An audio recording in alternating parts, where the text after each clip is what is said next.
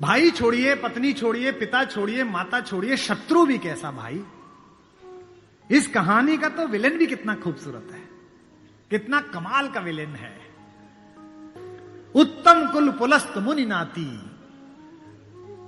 पुलस्त का नाती है भगवान शंकर का अनन्य भक्त, दशग्रीव, 10 सिर नहीं है उसके, ये सम्मित है, ये जो रामलीला में लगा देते हैं। 10 दिमागों के बराबर का आईक्यू है। जिसके ऊपर 10 सिरों की कृपा चलती हो, 10 काम एक साथ करता हो, 10 तरह से सोचता हो, उसका नाम दशानन है। 10 सिर वाला है वो। 9 ग्रह उसके चरणों में लेटे हुए हैं। शनि के ऊपर तो पैर रखे बैठा है। फिर भी राम से हार गया। क्यों हार गया? कारण बताता हूं। राम इच्छाओं से मुक्त हैं और रावण इच्छाओं के पाश में बंधा हुआ है।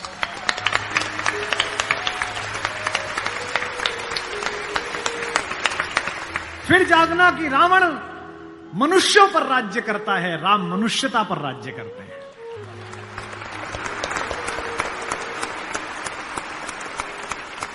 आपको पता है कि जब भगवान ने युद्ध शुरू किया तो पूजा की।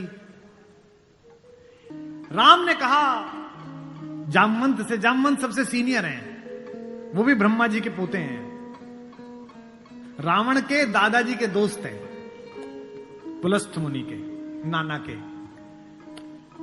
कहा कि प्रभु महाराज जामवंत जी, मैं युद्ध करने जा रहा हूं, उससे पहले मैं पूजा करना चाहता हूं। जामवंत ने कहा करिए महाराज। तो बोले मेरे आराध्य तो शंकर हैं, शंकर राम की पूजा करते हैं और राम शंकर की पूजा करते हैं। इस कहानी से बड़ा समन्वय किसी का नहीं हो सकता। जामवंत ने कहा पूजा कर लीजिए महाराज। बोले मुझे एक ऐसा पंडित चाहिए जो शैव हो, शिव को मानने वाला, और मैं वैष्णव हूं तो वैष्णव भी हो। उन्होंने कहा कि इस जंगल में, इस युद्ध क्षेत्र में ऐसा कोई पंडित कहां मिलेगा भगवान? तो उन्होंने कहा पूजा कैसे होगी फिर? जो जामवंत ने कहा एक पंडित मेरे ध्यान में है, पर वो आपका पुरोहित बनेगा नहीं। बोले कौन? बोले पुलस्थ मुनि का नाथी महारथी रावण, वो शिव का भक्त है और वैष्णव भी है, उससे करा लीजिए। सोचिए जिसको हराने जा रहे हैं उससे पूजा। राम ने जामवंत से कहा कि महाराज पूछ के तो आइए, अगर महापंडित रावण आज्ञा दे दें इस यज्ञ के लिए तो मैं कर लूं। रावण को पता चला कि जामवंत बुलाने आए हैं। रावण ने अपने सैनिकों से कहा कि जैसे ही दादा जामवंत आए, कोई उनसे प्रश्न ना करे, उन्हें बस महल का मार्ग दिखा दे, हाथ जोड़ के सब चरण छुएं। जामवंत पहुंचे, रावण किले के द्वार पर चरण छूने आया। कहा कि पितामह मैं आपको प्रणाम करता हूं, मैं धन्य हुआ कि आप पधारे। जामवंत ने कहा कि मैं बहुत प्रसन्न हुआ तुम्हारी अतिथि सेवा देखकर। बिठाया, पूछा कैसे आए हैं? जामवंत ने कहा मैं एक इच्छा लेकर तुम्हारे पास आया हूं। एक मेरे साथ 2 जजमान हैं, वो एक यज्ञ करना चाहते हैं युद्ध शुरू करने के लिए। उन्हें एक ऐसे पंडित की आवश्यकता है जो शैव भी हो और वैष्णव भी। तुमसे अधिक गुणी व्यक्ति तो पृथ्वी पर नहीं है, क्या उनका पुरोहित बन सकोगे? क्या पूछा रावण ने? पहला क्या करैक्टर है, वाह। रावण ने कहा जहां तक मुझे सूचना है, आपके दोनों यजमान अयोध्या के निर्वासित राजकुमार राम और लक्ष्मण तो नहीं है? जामवंत ने कहा हां दशशीष, वे ही दोनों हैं, क्या आप स्वीकार करेंगे? उसने हां ना नहीं करी। फिर बोला क्या उनके यज्ञ का उद्देश्य लंका विजय है? जामवंत ने कहा हां उनका यही उद्देश्य है, क्या आप स्वीकार करेंगे?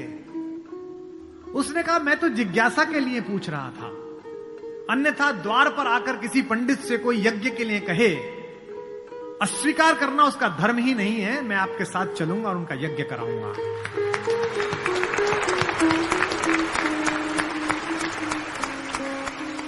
जामवंत ने कहा कि क्या मुहूर्त निकला?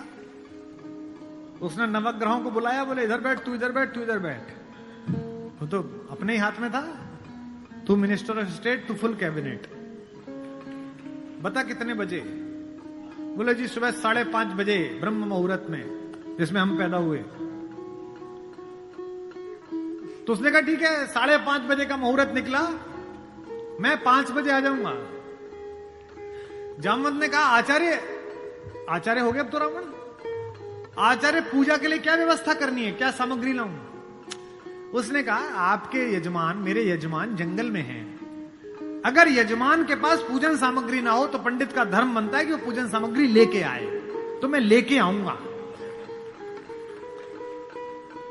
उसने अपने पुत्र मेघनाथ को जगाया, इंद्रजीत को, और कहा बेटा अशोक वाटिका जाओ, अशोक वाटिका जाओ और सीता से कहो मैं उसे मिलना चाहता हूं, एक विशेष प्रयोजन है। थोड़ी देर बाद खुद पहुंचा और कहा सीते, तुम्हारा पति राम लंका विजय का यज्ञ कर रहा है, उसके पास पुरोहित नहीं है, कल सुबह मैं उसका पुरोहित बनूंगा, लेकिन एक विवाहित व्यक्ति की पूजा अधूरी है अगर उसकी पत्नी उसके पार्श्व में ना बैठे। क्योंकि तुम उसकी पत्नी हो, तो सुबह ये इंद्रजीत रथ लेकर आएगा, तुम स्नान करके नया वस्त्र पहनकर इस रथ में बैठ जाना, क्योंकि मेरे यजमान की पूजा पूर्ण होनी चाहिए, मैं अपूर्ण पूजा का पुरोहित नहीं हूं। और कहा कि तुम्हारी लंका से मुक्ति केवल पूजा तक की है, पूजा होते ही उठना और इसी रथ में वापस बैठकर अशोक वाटिका में आ जाना। क्या तो सीता, क्या राम और क्या रावण, क्या कहानी है ये। तो यही हुआ, शिवलिंग की स्थापना हुई, बालुका की मृत्यु से एक विग्रह बनाया राम ने अपने ओजस्वी हाथों से। राम आजानुबाहु हैं, घुटने तक हाथ आते हैं उनके, ये पुरुषोत्तम का लक्षण है। महाराणा कुंभा वे भी आजानुबाहु थे। कभी कुंभलगढ़ के किले में जाइए, 3 फीट का शिवलिंग है, नीचे बैठ के अपने ही हाथ से लोटे से रुद्राभिषेक करते थे बिना उठे। वे भी सूर्यवंशी थे, राम आजानुबाहु थे। उन्होंने अपने बड़े बड़े हाथों से शिवलिंग तैयार करा, धोती पहने हुए, तिलक लगाए हुए तेजस्वी रावण पहुंचा। राम और लक्ष्मण ने आसन से खड़े होकर अपने पुरोहित को प्रणाम करा। आचार्य, मैं दशरथ का पुत्र राम अपने छोटे भाई लक्ष्मण के साथ आपको प्रणाम करता हूं। दोनों ने पैर छुए रावण के और कहा कि आचार्य आसन ग्रहण करिए। आचार्य ने पूजन प्रारंभ किया। ओम गणपति गंगावाय। अब ये कि पत्नी कहां से आए? आचार्य ने पूछा राम से। मेरे यजमान विवाहित है? राम ने कहा हां आचार्य मैं विवाहित हूं।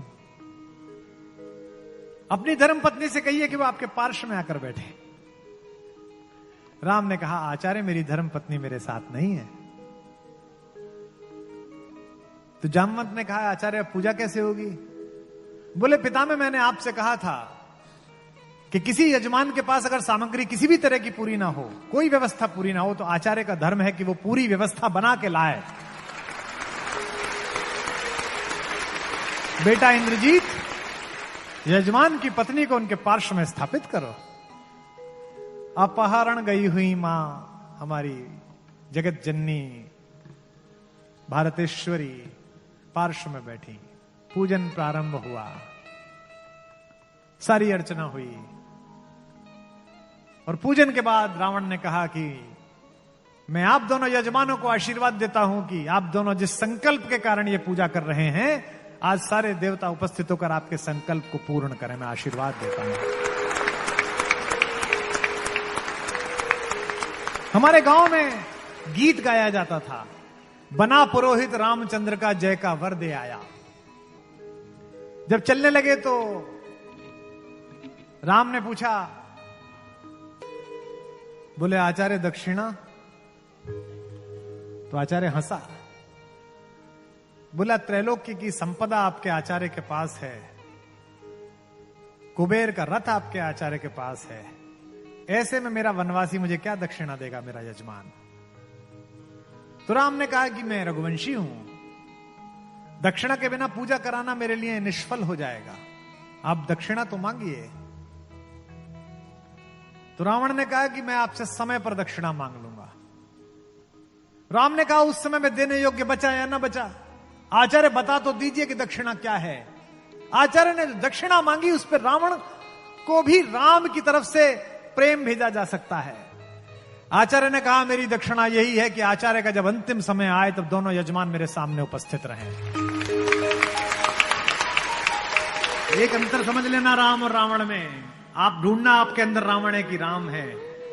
राम के पास जो है वो पर्याप्त है और रावण को जो प्राप्त है वो पर्याप्त नहीं है।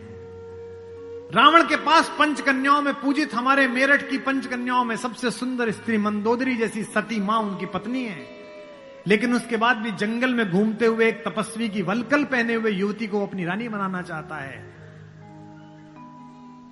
लेकिन युद्ध के आखिरी दिन जब रावण पड़ा हुआ है, नीचे निश्चेष्ट उसका शव पड़ा हुआ है, तो मंदोदरी ने विलाप करने के बाद पूछा वो कहां गया जिसने इसे मारा? लोगों ने कहा वहां बैठा। समुद्र के किनारे शाम ढल रही है, सूरज डूबने वाला है और रघुवंशी राम उदास एक पत्थर पर बैठे हुए कि इतना रक्तपात क्यों हुआ। दुखी है राम लाशों को देखकर। मंदोदरी गई, कमांडो खड़े हुए हैं उनको रोकने के लिए, लेकिन देखा कि माता मंदोदरी आ रही है तो पुलिस वाले हट गए, वानर हट गए। पीछे से पहुंची, चिंताग्रस्त राम ने अचानक एक स्त्री की छाया देखी जो पैर के आसपास आ रही है। राम सचेत होकर उठे और पलटकर कहा कि देवी मैं आपको प्रणाम करता हूं, इस निर्जन रण क्षेत्र में आप कौन हैं? मंदोदरी ने कहा हे राम, मैं रावण की दुर्भाग्यशाली पत्नी मंदोदरी हूं। राम ने कहा मां मैं आपसे क्षमा चाहता हूं, आपका पति बड़ा तेजस्वी था, महाज्ञानी था, उच्च कुल में पैदा हुआ था, ब्रह्मा का वंशज था, लेकिन उसने अनीति की थी इसलिए मुझे उसको मारना पड़ा। मैं आपके इस शोक के लिए क्षमा चाहता हूं। मंदोदरी ने कहा मैं इसलिए नहीं आई कि मैं तुम्हें कोसूं। राम ने पूछा फिर किस लिए आई मां? मंदोदरी ने कहा मैं देखने आई थी कि जिसने पूरी दुनिया पराजित कर दी, जिसने तेरे पूर्वज मानधाता तक को स्वर्ग में जाके चुनौती दे दी, जो कुबेर को कालर से पकड़ के नीचे ले आया, उस महापराक्रमी को हराया किसने? ऐसा उसमें क्या है जो मेरे पति में नहीं था? तो राम ने पूछा कि मां आपको पता चला क्या है? बोले हां पता चल गया, आने से पहले ही पता चल गया। राम ने पूछा क्या अंतर है? बोले राम एक मेरा पति था जो मेरी जैसी सुदर्शना होते हुए भी तेरी पत्नी चाहता था, एक तू है कि पीठ पर से भी परिस्त्री की छाया पड़ी है तो उठकर खड़ा हो गया है, ये उसमें तुझ में अंतर है।